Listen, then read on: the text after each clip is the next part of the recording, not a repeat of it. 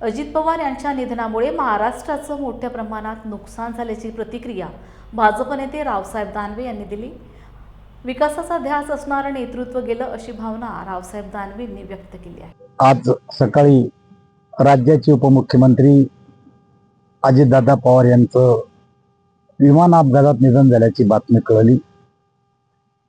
खरं तर दादाच्या जाण्यानं या उभ्या महाराष्ट्राचं नुकसान झालेलं आहे। त्यांच्या दुःखद निधनामुळं एक अत्यंत कर्तबगार, स्पष्ट वक्ता आणि विकासविमुख नेतृत्व गेलं। महाराष्ट्राच्या राजकारणात कधीही न भुरणारी पोकळी निर्माण झाली। महाराष्ट्राच्या जनतेला कायम त्यांची आठवण राहील असं मला वाटतं। मी त्यांना माझ्या वतीनं, माझ्या कुटुंबाच्या वतीनं आणि जालना लोकसभा मतदारसंघाच्या वतीनं श्रद्धांजली अर्पण करतो।